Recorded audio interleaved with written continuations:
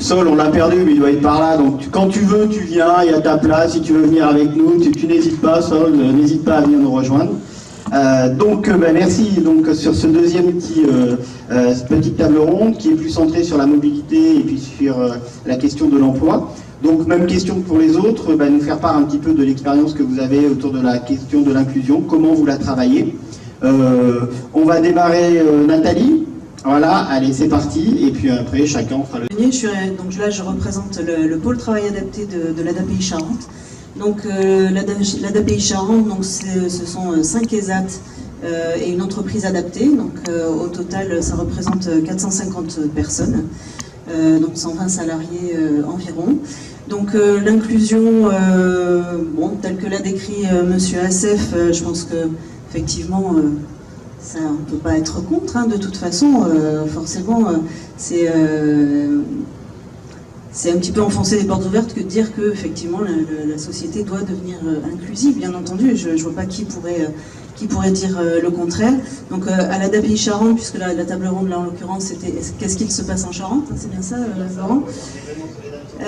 Sur l'ADAPI Charente, le thème de l'inclusion a été travaillé depuis de nombreuses années, puisque sur les ESAT, depuis de nombreuses années, et là je parle c'est même une trentaine d'années, on a un nombre important de personnes qui travaillent déjà en entreprise, sous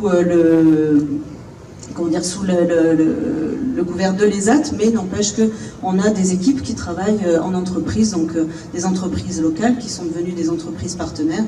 Donc je pense par exemple à Leroy Sommer, qui est une entreprise que tous les Charentais connaissent, ou Meubles de Meyer, ou Alstrom dans le sud Charente. Donc voilà, ce sont des entreprises qui travaillent avec nous depuis très longtemps.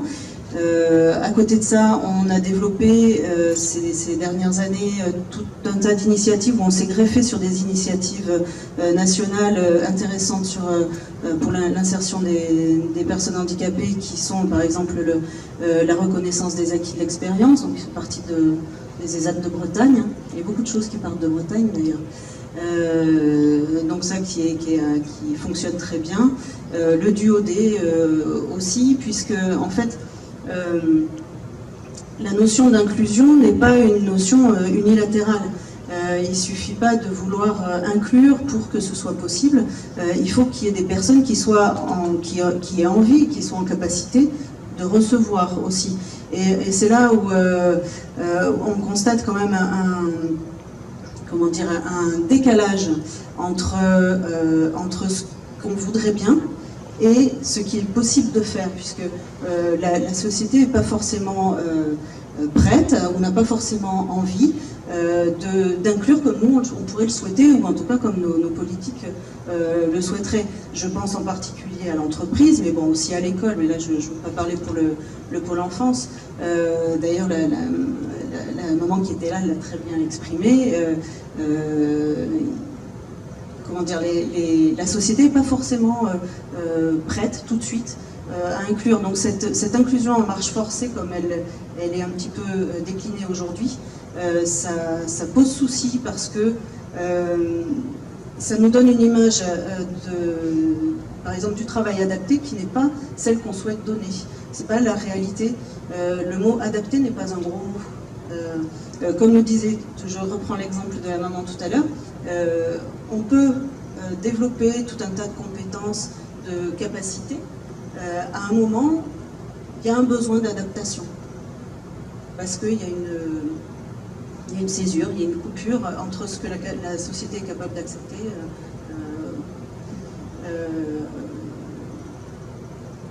Après, sur les entreprises, on constate que ça commence à bouger un petit peu. Après, il y a la réforme de l'obligation d'emploi aussi, qui va rentrer en vigueur au 1er janvier, qui pourra mettre en danger aussi les ESAT, qui sont quand même pas mal pointés du doigt ces derniers temps. J'ai encore lu dans la Charente Libre cette semaine un parent qui disait qu'il ne voulait pas que son fils soit en ESAT parce qu'il ne voulait pas que son fils ne progresse plus. Je suis très surprise en fait. les gens qui disent ça ne connaissent pas les ESAT. Dans les ESAT, la grande majorité des éducateurs ont à cœur en fait de considérer les personnes à travers leurs capacités et non pas à travers ce qu'ils ne savent pas faire. Donc du coup, il y a forcément un développement de compétences ou en tout cas une adaptation du travail aux capacités de la personne. Les ESAT sont à mon sens un acteur de l'emploi des personnes handicapées puisque ça correspond à certains besoins. La richesse en fait qu'on a en France, c'est la diversité des réponses. On peut avoir des réponses comme le restaurant Le Reflet, que je suis allée à Rennes, qui correspond à certains besoins. Il y a des personnes en ESAT qui trouvent leur compte aussi en ESAT. Celles dont le projet est de connaître le milieu ordinaire, on les accompagne dans ce projet-là. Donc voilà. Non, je t'arrête pas, c'est que je prenais le micro pour commencer à préparer. En tout cas, dans ce qu'on comprend et dans ce que tu dis, en effet, la question du... Alors, il y a de la représentation souvent très très forte, mais on voit bien que la question du travail et du travail adapté peut prendre multiformes.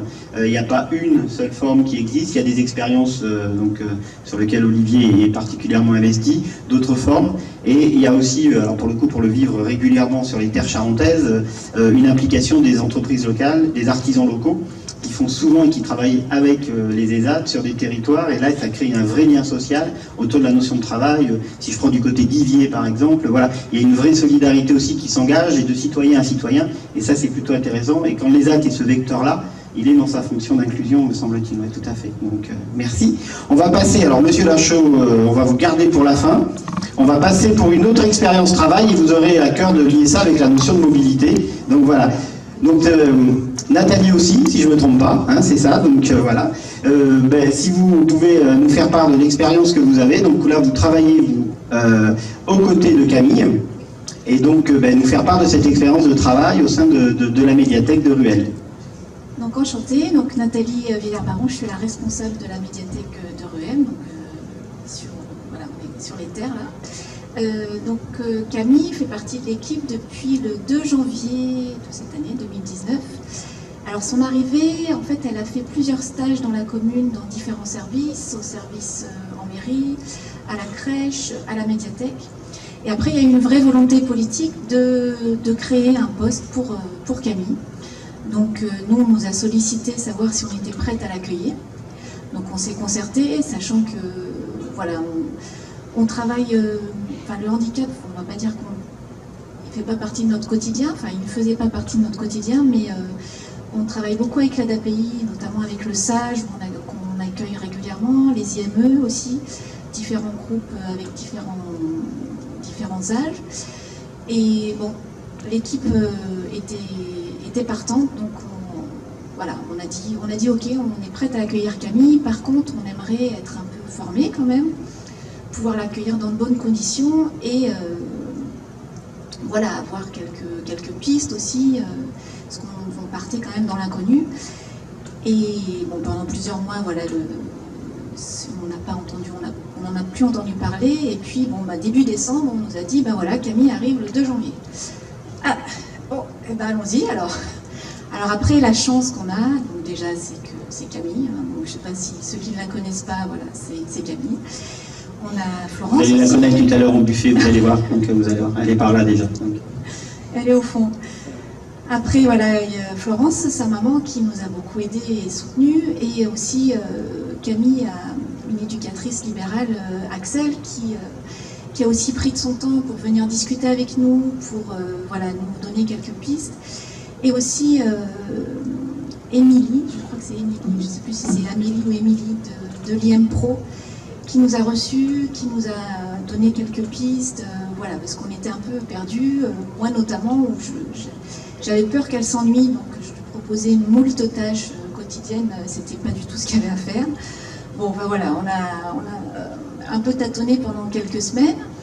Après, on est toujours en phase d'apprentissage, et elle et nous, je pense que... Mais moi, ça fait presque un an que maintenant Camille est avec nous. Je trouve qu'elle a fait d'énormes progrès, nous aussi, on progresse. Et Camille a pris ses marques, elle nous connaît bien, nous on commence à bien la connaître. Donc voilà, moi ce que je craignais, c'est que son poste devienne de l'occupationnel. Donc ça, moi, c'était vraiment ma crainte, parce que je me suis dit, par rapport au projet de vie qu'elle a, qui est important, je me dis, si c'est un emploi occupationnel, ça va pas aller. Enfin, c'est pas... Et je trouvais que c'était pas correct par rapport à elle. Et non, on a travaillé avec Axel.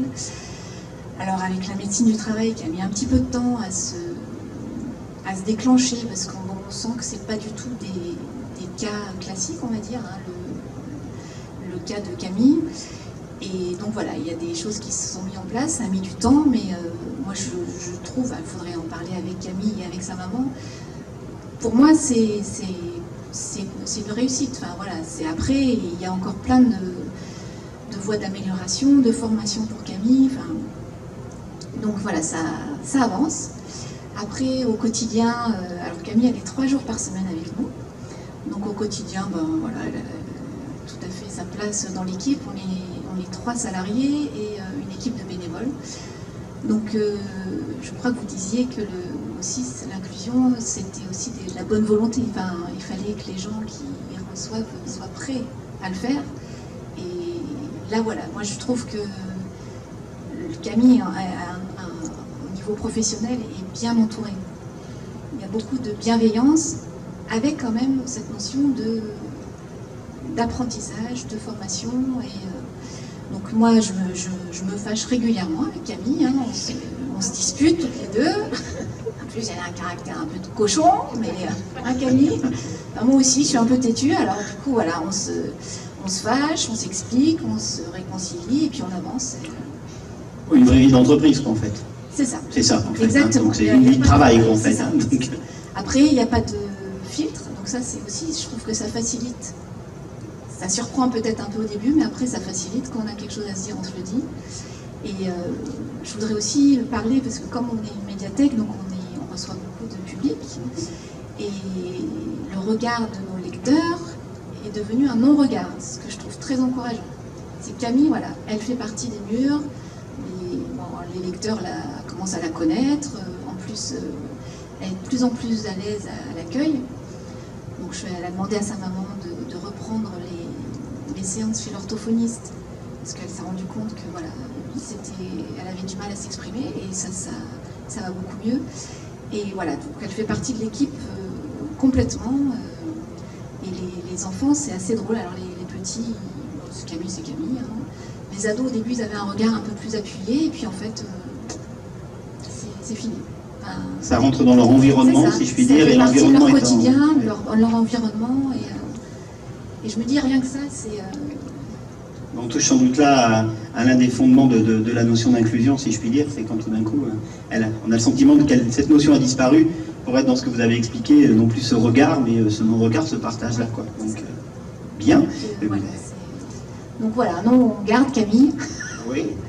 Ouais, elle veut rester, je pense. Donc, je sais pas. Je sais pas si elle veut rester, mais nous, on la garde. Bon. Très bien, en lui posant la question tout à l'heure. Donc, et puis, merci. On reviendra bien évidemment avec les questions avec la salle. On va finir le tour de table avec cette question en fait, qui lie et qui me semble être essentielle dans l'inclusion. Et vraiment, on remercie votre démarche de nous avoir contactés, parce que ça aussi, c'est aussi ce principe. Des fois, on organise des colloques en invitant des gens, mais c'est bien quand les gens se manifestent et nous disent, mais nous, cette thématique, elle nous intéresse. Donc, Joël Lachaud, on va vous passer le micro. Et puis, vous êtes vraiment sur ce liant un petit peu à tout ce qu'on dit, c'est cette question de la mobilité, quoi. Alors, la mobilité, je vais laisser mon collègue donc, en parler, puisque je suis à la fois président de Movibus, une mobilité sur mesure, mais à la fois également donc, président du comité Valentin Huyghe-la-Charente au service des aveugles et des malvoyants. Donc, je vais rebondir plutôt sur la question de l'emploi. Voilà, et je laisserai mon collègue effectivement parler ce qu'est effectivement la mobilité, l'importance de la mobilité, notamment lorsqu'on en est empêché.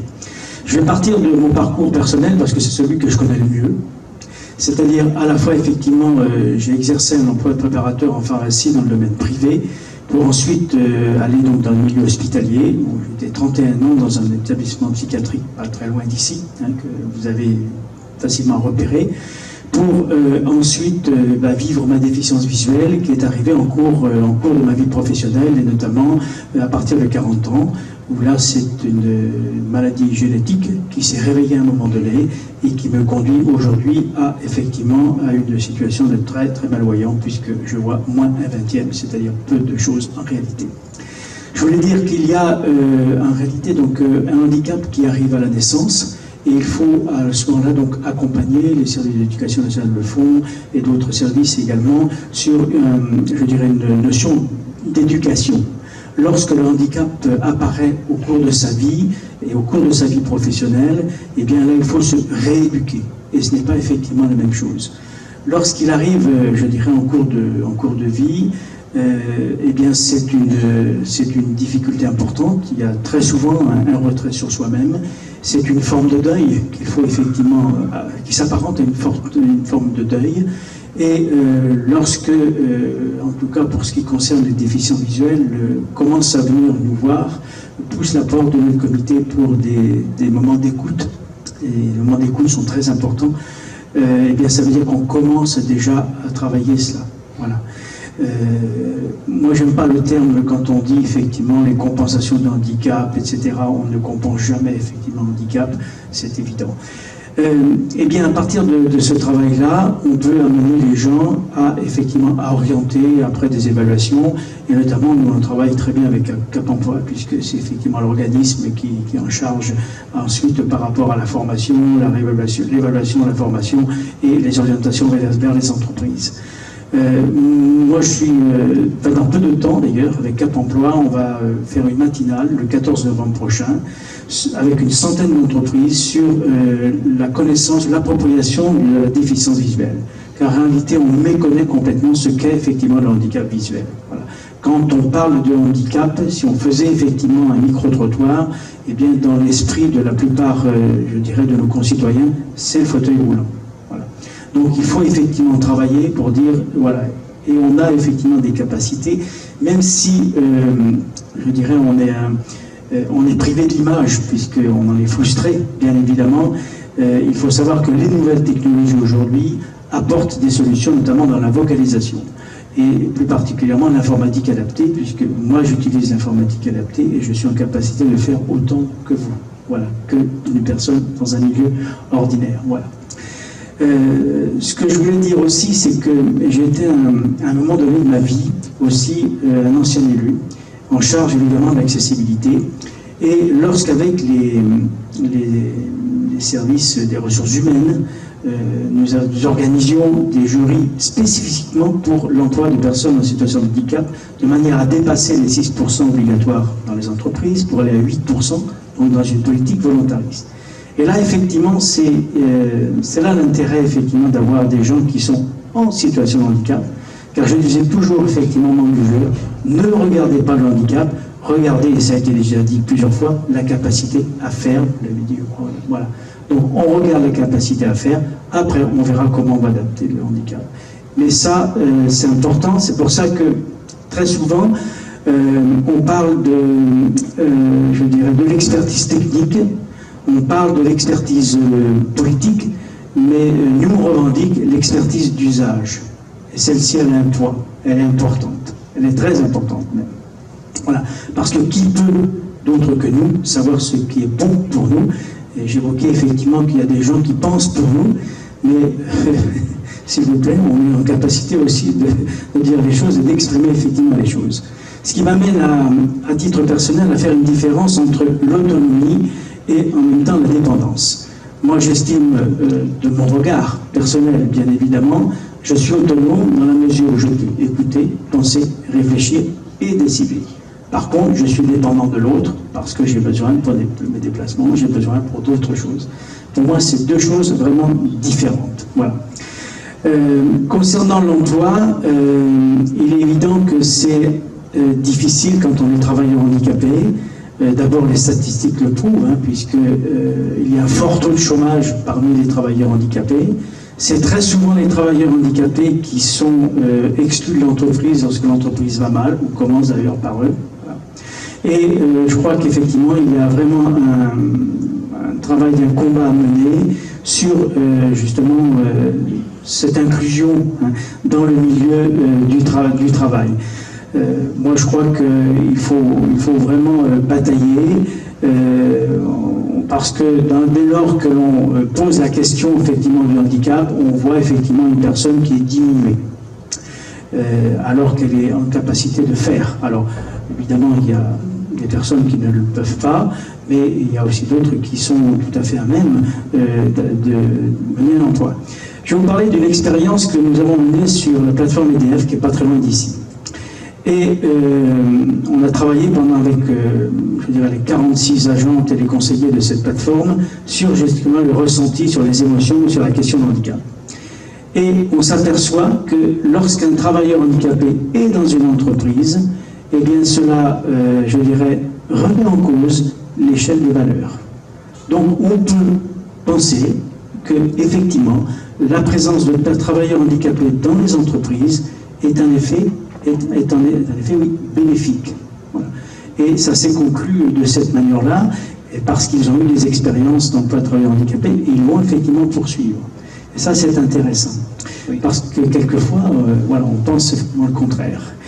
Moi, je vais terminer mon propos, parce que je ne voudrais pas être trop long, et mon collègue va prendre le relais avec Movibus, dire qu'en réalité, il y a 3 souffrances. Il y a la souffrance physique, il y a la souffrance psychologique, et il y a une 3e souffrance qui est le regard de l'autre.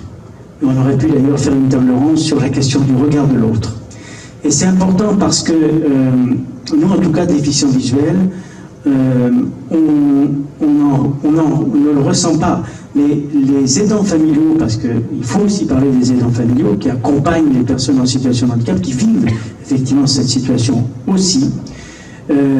Quand je suis avec ma canne blanche dans un magasin ou autre, on a un regard pesant, effectivement, de personnes, et quelquefois c'est assez... c'est pesant pour la personne qui vous accompagne, et les aidants familiaux dans nos groupes le disent bien, c'est assez agaçant. Voilà. Alors pour nous, pas du tout, parce qu'on ne le voit pas, donc c'est pas gênant pour nous, mais c'est vraiment très gênant pour les autres. Donc ça veut dire que quand on parle d'inclusion, eh bien on a encore beaucoup de chemin à parcourir, tout au moins par rapport à ça. Sur mobilité alors? Oui, tout à fait. Donc mobilité et inclusion. Donc je suis administrateur de anciennement l'association qui s'appelle APIA, Handibus, association d'aide aux personnes handicapées, personnes âgées et âgées. Était associé aussi le nom de Handibus. Donc on a souhaité changer complètement de nom parce que c'était extrêmement stigmatisant. Donc on a travaillé avec une agence de communication et on s'appelle Movibus. Movibus, la mobilité sur mesure. Alors, Movibus est une association qui fait du transport de porte à porte. Elle est conventionnée, elle a des conventions avec le département, l'agglomération, la région et certains organismes sociaux. Je vais parler plus particulièrement des personnes handicapées. Donc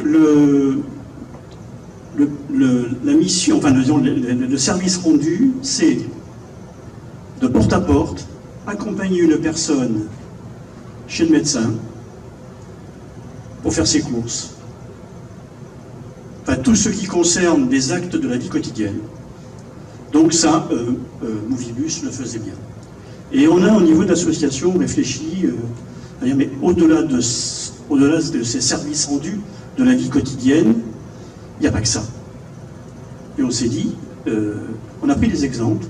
Par exemple, une personne à mobilité réduite en fauteuil roulant qui veut participer à une réunion de conseil de quartier ou à une réunion de conseil de développement ou à une réunion, par exemple, des réunions départementales ou municipales sur l'accessibilité.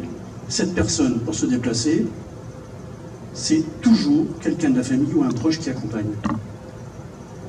Et on s'est dit, mais pourquoi Movibus ne favoriserait pas l'accès à la citoyenneté, la pratique de la citoyenneté? Un autre constat qu'on a fait, c'est que tous les équipements socioculturels sont aujourd'hui complètement adaptés à l'accessibilité des personnes handicapées. Force est de constater que beaucoup de ces places qui sont réservées sont vides. Parce qu'il y a un problème pour se déplacer, pour aller au théâtre. Je prends cet exemple du théâtre.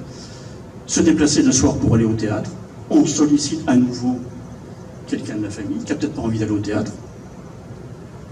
Et aussi, il y a les freins psychologiques. C'est pas fait pour moi, d'autant que je suis handicapé. Et puis aussi, il y a la question économique.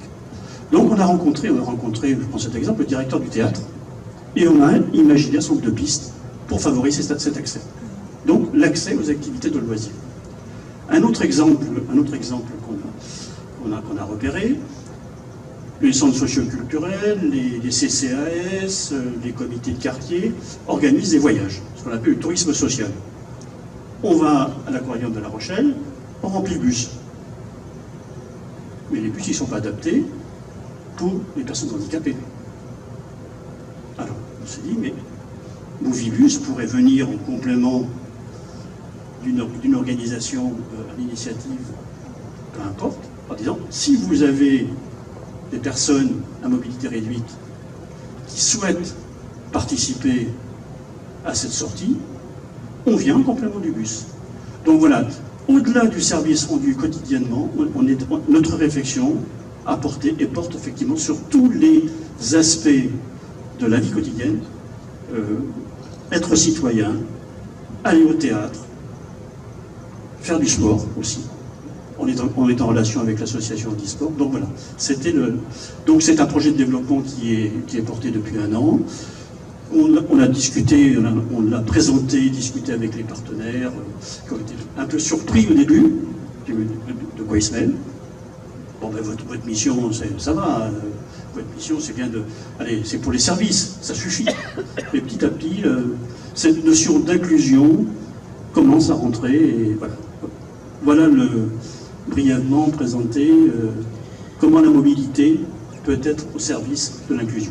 Ok, ben merci. Très bien, donc là on a la présentation, si on y rajoute bien évidemment la présentation d'Olivier sur une dimension plutôt positive et intéressante de l'inclusion. Est-ce qu'il y a des questions dans la salle déjà? Est-ce qu'il y a des gens qui ont besoin d'éclaircissement ou des petites questions à poser? Oui, je vois quelqu'un là-bas. Bougez pas. Oh, quelqu'un bouge. On va vous emmener un micro. Yann, c'est bon? Ouais. Si Yann, c'est bon, sinon j'y vais. Oui, j'y vais. Merci.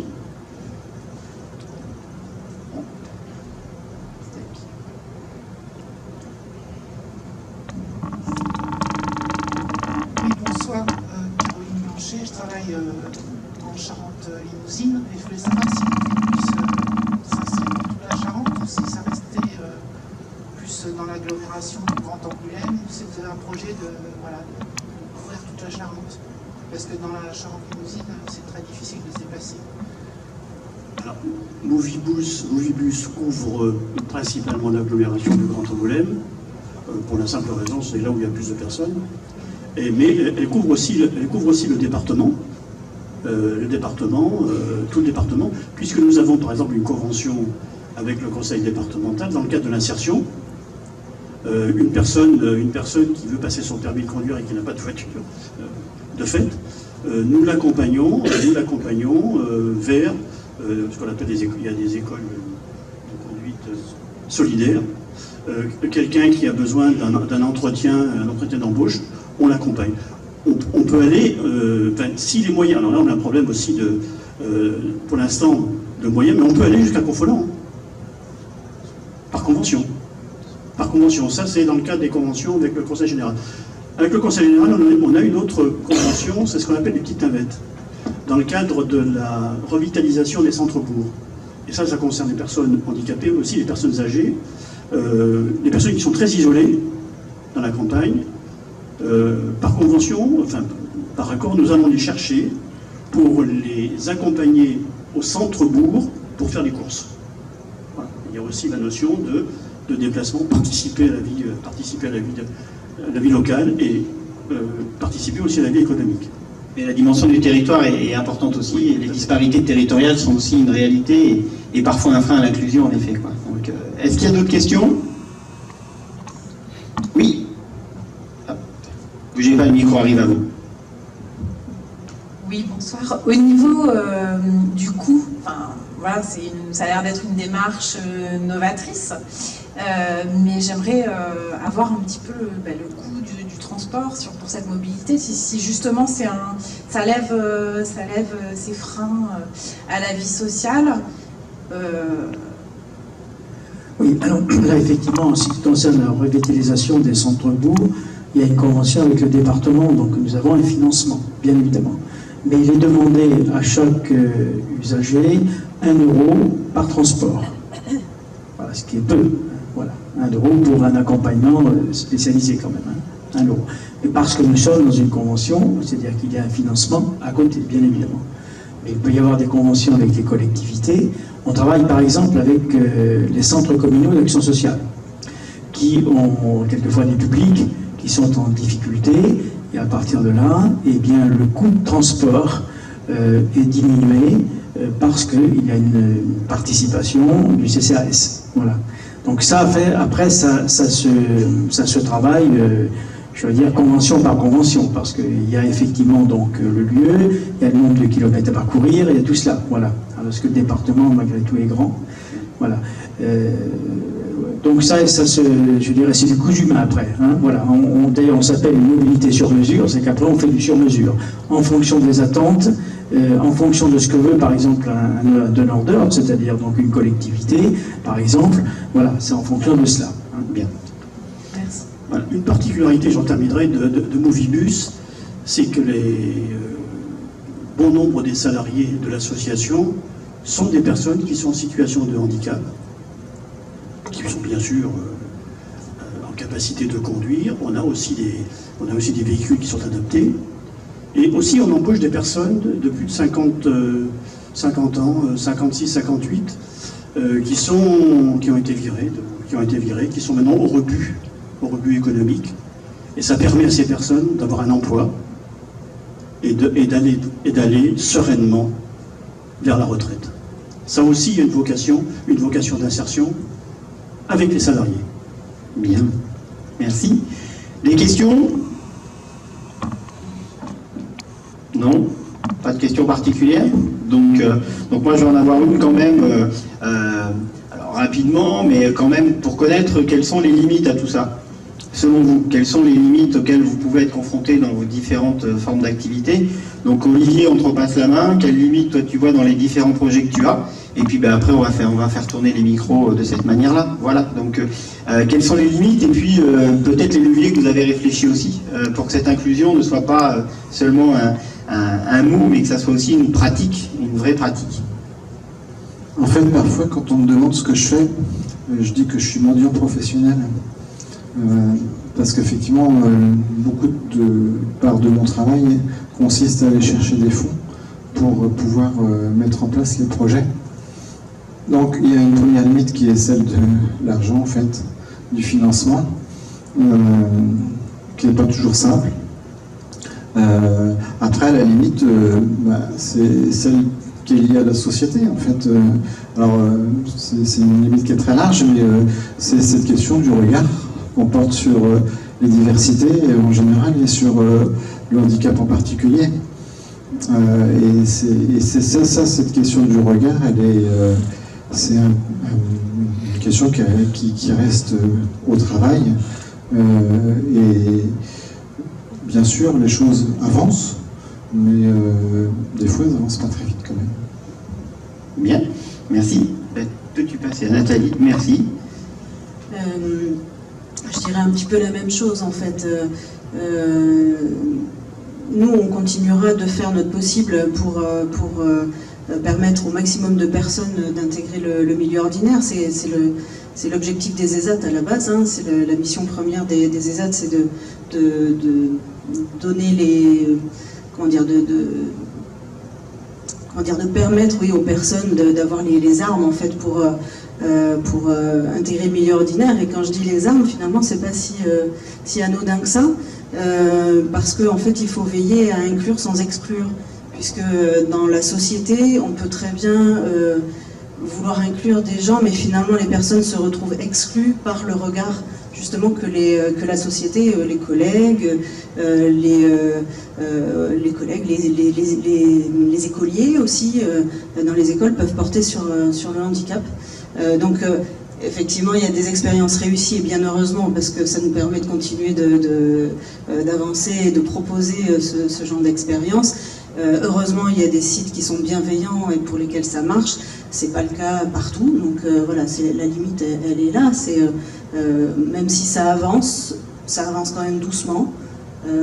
Est-ce qu'on arrivera un jour à une société totalement inclusive avec justement ce non-regard sur le handicap? Bon, on le souhaite. C'est pas garanti. Après, effectivement, il y a la limite financière aussi, puis il y a la limite aussi des politiques qui affichent des discours bien calibrés et qui, là, c'est dommage que M. SF nous ait quittés, mais je pense qu'il n'a pas eu son train. Ouais. Bah, bon, la Charente, là, ça va pas nous aider. Ça, ouais. Parce que oui, j'aurais bien des questions à lui poser un petit peu sur l'avenir, sur les projets qui sont dans les cartons et puis qu'on a proposés, qui restent lettres mortes. Il y a des projets intéressants le dispositif emploi accompagné, qui est vraiment quelque chose d'important justement pour accompagner les emplois en milieu ordinaire, de permettre aux personnes de s'assurer que ça se passe bien et aussi d'apporter un soutien à l'entreprise. Donc le dispositif emploi accompagné, c'est quelque chose de très bien. Et actuellement, si je prends par exemple la situation de Camille, elle ne bénéficie pas d'accompagnement accompagné. Elle a une éducatrice libérale. C'est la médecine du travail, d'accord, il y a un accompagnement. D'accord. Bon, il y a le dispositif emploi accompagné qui est en soi quelque chose de très bien. Nous, collectivement avec l'ensemble des associations, la grande majorité en tout cas des associations du département, on a proposé un projet et qui reste lettre morte jusqu'à ce jour. Et donc voilà, c'est un petit peu dommage. Donc on se débrouille un petit peu par nos propres moyens. Nathalie ne le dira pas, mais moi je me permets de le dire, comme j'ai aucune affaire dans cette histoire. On est le seul département dans toute la Nouvelle-Aquitaine à ne pas être concerné par cet accompagnement, tout simplement parce que les associations départementales se sont mises ensemble pour proposer une alternative et n'ont pas voulu céder à une contrainte et une injonction de l'ARS de prendre un projet qui est national et d'être labellisé sous une franchise. Et à ce titre, eh bien, ils sont punis. Et donc l'accompagnement, et bien évidemment que les associations soient punies, honnêtement, ça leur fait pas grand-chose. Qui est puni au bout du compte? Ce sont les personnes, voilà. Et ça, il faut quand même le dire, parce qu'en ne voulant pas, c'est-à-dire que le droit d'initiative est quelque chose d'important, et parfois dans les systèmes, on tombe des logiques descendantes.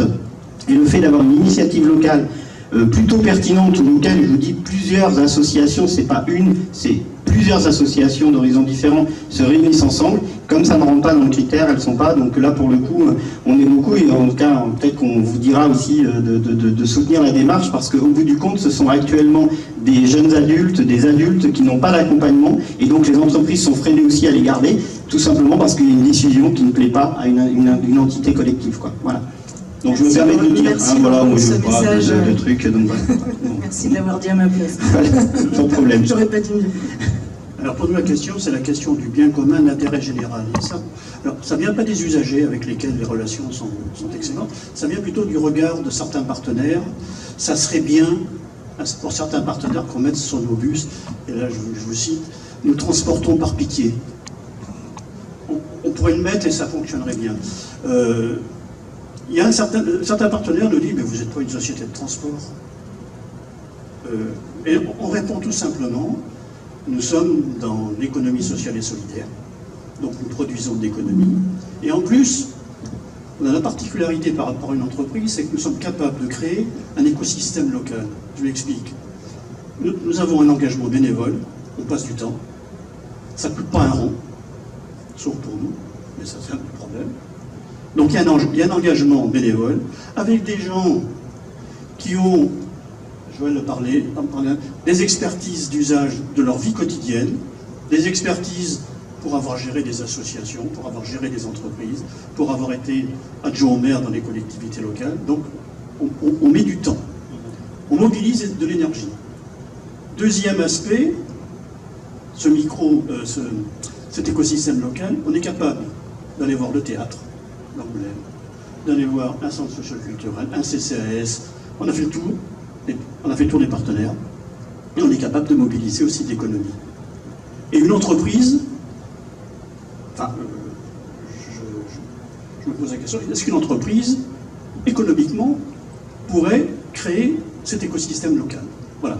Donc il y a une question de perception des certains partenaires publics, et il y a aussi, et on le rencontre, avec toutes les associations, il y a un problème de moyens.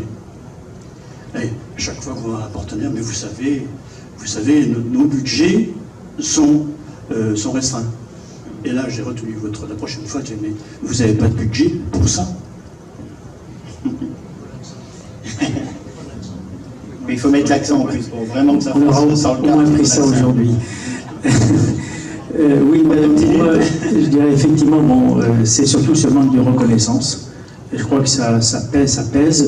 C'est vrai que nous siégeons avec d'autres associations, évidemment, notamment dans diverses commissions, que ce soit dans le département et surtout notamment sur les commissions d'accessibilité, où ça vraiment c'est extrêmement difficile parce qu'on parle de territoire inclusif, et il faut aménager le territoire aussi pour effectivement le rendre accessible à tous. Et c'est une bagarre pas possible.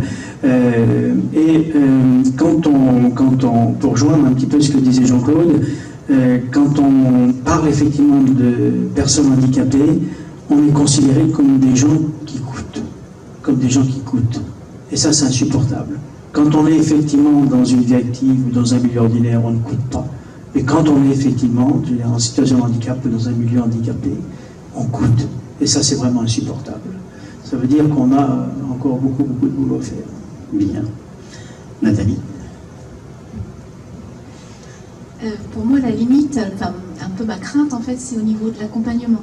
Parce que là, voilà, il y a quelques heures qui ont été débloquées, financées pour accompagner Camille vraiment sur son lieu de travail, et nous en même temps. Mais on n'est pas sûr que le dispositif soit renouvelé l'année prochaine. Enfin, voilà, il y a toujours cet inconnu. Et après, voilà, nous, on a chacune nos tâches, nos missions. Donc, accompagner Camille correctement, ça nécessite du temps qu'on n'a pas forcément. Donc